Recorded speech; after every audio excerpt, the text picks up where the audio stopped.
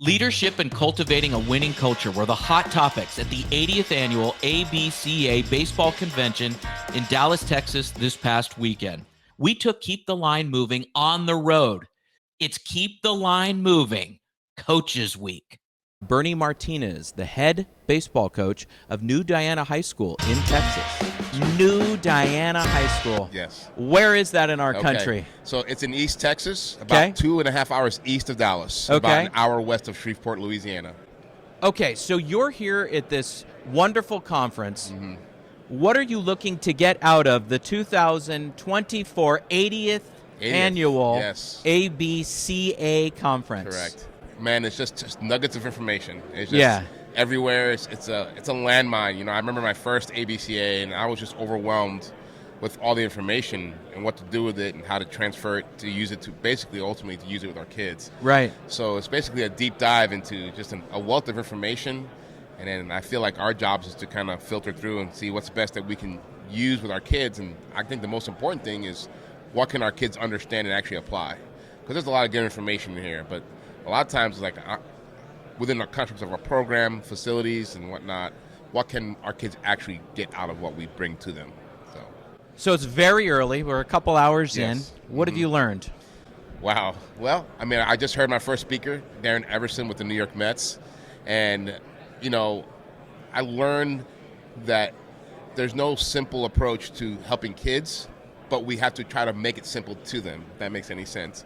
There's a lot of things we got to take in to evaluate and assess where they're at, and then basically customize. I know it makes it hard. I think in the coaching world, we like it for it to be mass-produced, simple, drills that everybody could work. But I think more and more in our profession, we have to put kids in buckets and understand these group of kids need to be better here, and these group of kids have a different level they got to get better at, and they're not the same. It's a little bit more work on our side, but I think that's how we have to do it if we want to be successful, because no kids are the same. Some kids have to be coached different, and listening to Darren and his hitting approach, create a system. He used a quote from James Clear, his book Atomic Habits. You don't rise to the occasion, but you fall to your level of your systems. Basically, when we talk about my kids in competition, you never rise to the level of the moment, like a big hit. You always fall to the level of your training. So for me, practice is huge. If you practice well and your preparation is great, the moment will come to you, as opposed to a Michael Jordan type, clutch. Well, we all know, listening to all the podcasts and quotes people, Michael Jordan worked his tail off. Yes. And he rose to the occasion because that was his level of training. And same thing he talked about here. Our systems have to be so good so that our kids, when faced in that moment, that's what they'll fall to, is what they do in practice and what their preparation is, as opposed to the moment, as everyone likes to glorify with the media or whatnot. I'm going to pay you a compliment. You were definitely paying attention. Yes, and sir. Yes, you were. Yes, sir. Because you synthesized that beautifully. And I'm going to tell you, what you're also saying is this. You can have not only talent, because you can have pockets of players. Yes. Your shortstop's over here, your third baseman's over here, your outfielders are over here. But within those pockets, there's different temperaments, and they're receiving coaching differently. Yes. And as you said, you wish it was one size fits all, but it's not. No. And if you have to hit some players really hard to get them motivated, but others will retreat if you do that. Yes. You knew that coming into today, so I want to ask you, what is your overall coaching style? How do you deal with circumstances and players with different temperaments? You just got to get to know them first. I think that's the ultimate starting point. Right. If you don't know them, then you can't really understand how to approach them. You ultimately, as a coach, there are moments you have to come down hard in some way or fashion. That may look like different ways. Right. But you have to hold your kids accountable some way, right?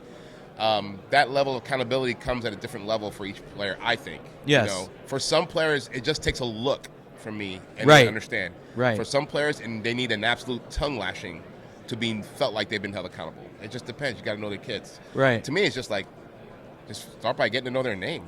You Right. know their name really early and fast. They know you care, and then from there, you just kind of their family background, how they communicate at home makes a big difference.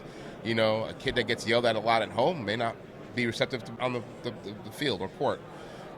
So it just starts with connecting with your kids and getting to know them, and then from there, you just kind of be observant. And watch and pay attention. And to me, the best place for me to understand that is the weight room. When we go on our weight room sessions and, When we do our weight room stuff, I do it by time, and so we have so many sets we got to do within 8 minutes, 9 minutes, 10 minutes, whatever. As we're coaching them, make sure their lifts are correct. I also connect with them. Hey, how's your day been? How are you feeling? A lot of it is just checking how they physically are doing, but a lot of it is too is like I get to know their temperament then, because we've had a tough game the night before. Hey, what were you thinking in that at bat? How do you feel today? What does it look like tomorrow? And it's a great place for me to. That's another place, and I learned this from Zach Deckent with TCU, is during warm-ups. It's a good place to assess where kids are as they're preparing for practice. You could tell right away. If they're fired up and full of energy, well, you could probably challenge them a little bit more.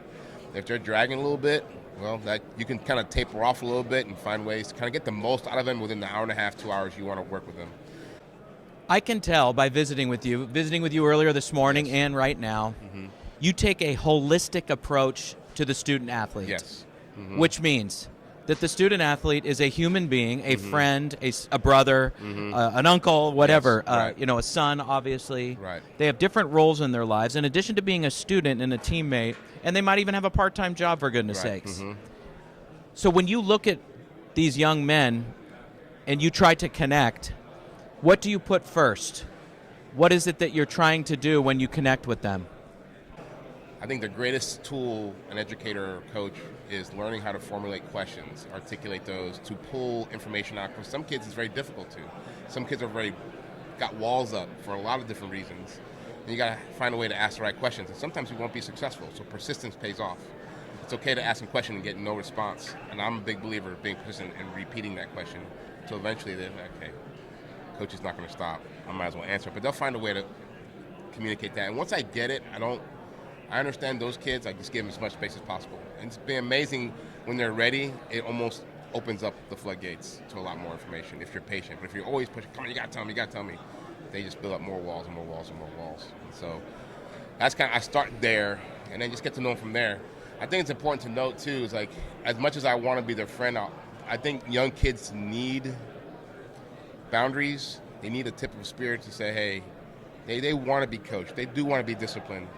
But it comes in different times, different ways, but they are seeking that. They don't need a friend in me, but they need someone that understands them, but they also someone to push them. And like I said, there's no one size fits all. It's going to be different for each kid. And so they all need to be pushed, but it may look different in different ways. It's funny you mentioned, because curiosity is number one. Yes. And some of the principles that I consult and coach about are, some of the main ones are curiosity, storytelling, Yes. and self-awareness. Yes. The ability to craft your story. What are you feeling? How is it pertaining to what you're doing, and be able to express that? Absolutely. Storytelling is huge. I mean, to me, that's the ultimate vessel to creating those connections and sending lessons, as opposed to a bullet point, PowerPoint. I was just telling my coaching staff, my first ABCA I went to, LSU just won the national championship. Skip Bertman was the head coach, and I sat in the front row, and he talked about when he took over the LSU job. And he had this 11 by 13 sheet, and him and Smoke Laval sat in the pitcher's mound at the old Alex Box Stadium and started listing what we need to be a national power in college baseball. And he just talked about having vision, and he put it in his office, and he made a copy of that sheet and shared it with everybody in the room. That was pretty cool. But I followed Skip Bertman's career ever since then, and one of his most important tools is his amazing storytelling. In fact, he has a book of stories that he catalogs them. So if he has an important game, he chooses a story to tell, and he's an amazing storyteller. So I try to be very good at being a good storyteller. Okay, so you're about to embark on another baseball season. It's Yes. early January. Yes. We're going to rev up here pretty Yes. good. What's your number one goal for this year with this team that you have? Oh, with this team, number one goal. Well, we're a successful baseball program. We have been. We just can't get over the hump in terms of getting deeper into rounds. We're known as a very good program, a team that wins year in, year out, but I'm ready to get over the hump. So last year we talked about leadership. I started a leadership council last year. Basically, I invited the entire program, senior, student. If you want to be a leader, join us in the leadership council, but you have to come to all the meetings. The second thing is, if you choose not to be a leader, and that's okay, then you're by default accepting to be a follower. And those are things that go with it, because I invited everyone. So you're not excluded from the leadership, but since you did not want to be a leader, well, now you're choosing to follow. be a good follower. So it's kind of like two things there. So we started doing book studies. Last year we did Grit. It was an excellent book. And this Angela year, Duckworth. yes, excellent book. Love it. In fact, that changed. That's kind of like our forever mantra is grit. And we love it. We created a Grit Hall of Fame. Oh, I love it. And our first inductee was Jalen Hurt, quarterback for the Eagles. Because of his story, and he embodies grit that Angela Duckworth put in there because of what he went through from Alabama to being, with the Eagles.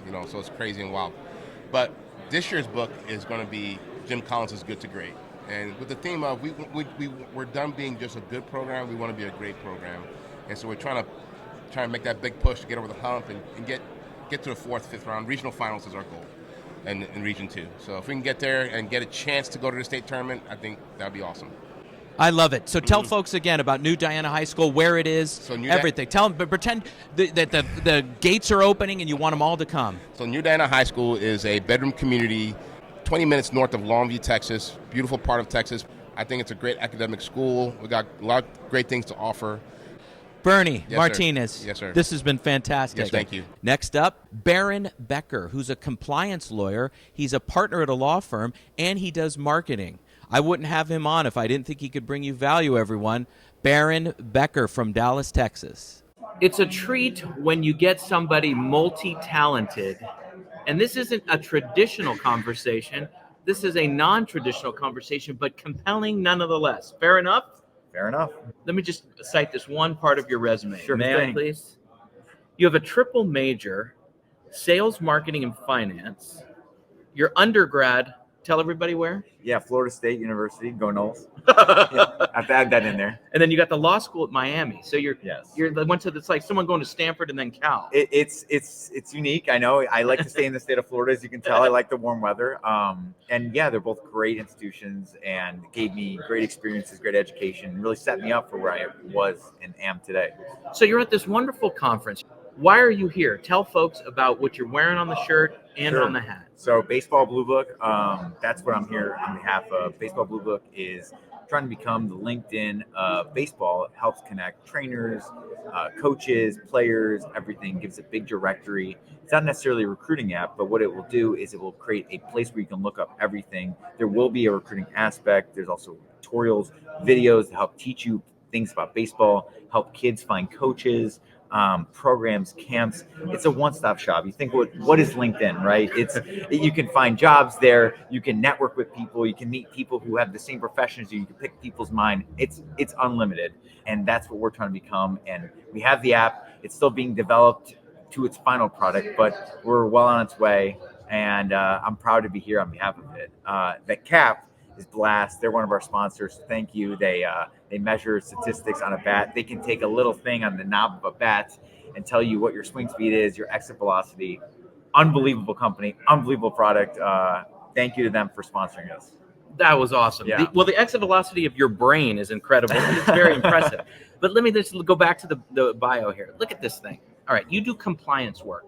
You're a partner at a law firm, a great law firm, Kelly Kronenberg. That's in Fort Lauderdale. So that's your full-time job. Yes, it is. So how do you find time? Well, we're going to get to what you do in your law practice, but how do you find time to help companies take them where they want to go from a marketing standpoint? Because look you're even wearing all the stuff. Yeah, not easy balancing this with my normal job, which is a partner, right? And when you have my job, it's hard because you got to manage people, you got to manage the work, and at any one time I could have 300 to 400 cases, and I have to be responsible for those. It's my name, or we could lose a client. We have big insurance defense clients. So how do I manage this stuff? Well, a lot of it is time management, and it's practice over a long time. I didn't start out this way. I wasn't as good all the time. I always say I'm the product of a bunch of mistakes, right? So when I started, I've never been good at anything in my life, whether it's been sports, business, law. I didn't walk in and I'm a superstar. I practiced and I got work at it and I failed. And the biggest thing I think a person can display is resilience. And that's who I am. That's what I am. I'm resilient. I stumble all the time. There are things I can't figure out. I'll go in, whether it's to a judge, whether it's to opposing counsel, whether it's to another corporation we're negotiating a contract with. And I won't know the answer, but that's okay. You don't need to know the answer to everything. You just need to know that it's okay not to know, and be willing to work to figure out the answer. I know it's a long-winded answer, but that's some of the stuff that I've used to enable this multitasking, enable all these things, all these hats I can wear. Listen, you're on this podcast for a reason, and I'm going to tell everybody why you're on this podcast, but you don't have to apologize for doing anything or being long-winded, because you're so informative and inspiring. Seriously. Thank you. And I'm very nice to my guests, but they're on here for a reason. They deserve to be nice to, you know. And I will tell you, hey, everybody, I'm going to tell you a story. So we get into the beautiful Gaylord yesterday, and we're all trying to set up this podcast row, which is the first year they've ever done that. Yeah. Barron, right? You're a couple of doors down, right? Correct? Yeah. And we're all having challenges technically through no fault of anyone. It's just life in the internet world at times, right? It is. You unselfishly came over repeatedly to help us. That's character. And not only did he do that, everybody, and I'm telling you this because that's what this podcast is about. You did it in a kind manner, a patient manner, and you were dedicated to making sure we were okay. That's cool. That is things that mean something, right? Everybody, we talk about different things on this podcast, but rather than just going surface level or slightly in depth, you know, to talk about someone's career and their accomplishments and their philosophies, which is all very important, but this is personal. Sometimes it's personal, and I have relationships with a lot of guests that come on, but that's the story behind you, and that's how we met. And that's why you're on. And then I started to talk to you about who you are and what you do, and it's even more interesting. Yeah. So let's get back to who you are more and what you do. Yeah. So being a partner at a law firm, you said that, you know, you have a lot of associates, paralegals, and other people within the infrastructure of a law office that you lead. How do you lead those people? How would they describe your leadership? Yeah, I think it's with a very open mind, right? When you have an open mind about things, and people, you have to know that everyone comes from different backgrounds. Everyone is a different race, ethnicity, everything. Everyone has different experience in life. So if you want to lead a mass amount of people, you can try to get to know every single one of them, which at times can be crazy feat because there can be so many people and they go in and out the door, and there's lots of turnover in every single type of law. But if you sit and you have an open mind, you listen to their stories, you get to know them, and you take what they say and you use it, and you're compassionate, I really feel like that's the best way to connect with people. When you prioritize people, then the job gets a lot easier because people want to work for you. People want to do stuff for you. You know, you mentioned how we met yesterday, Yes, right? yes. And it's over a USB mini B cord, right? And Yes. we're looking at it and we can't figure it out. I don't know that. Right. I don't know what it's called. So what do? We go on Google, we look up a picture of all the USBs, we find the one that matches it, and we problem solve, because that's right. what it's about. That is right. And that's the same thing. Open. You know, you got to listen to what you're experiencing. I know you're running a podcast. I know this is so important to you, and what you're doing is so fantastic with this, right? Spreading word about people and their journeys and leadership. And of course, because I listened to that, I understood how important it was, and I was trying to be compassionate, and I tried to help, and it led to this. So it's all about listening to people, understanding them, and that it holds true. Absolutely. So here's what we talk about within my company, in addition to being on this podcast, several topics that are brought up all the time. And last week, the first episode of season 2, right? Episode 52 on the series, I talked about what you just said, that if you have a foundation of caring for people, they will forgive you in any of your blind spots as a leader if that caring is there.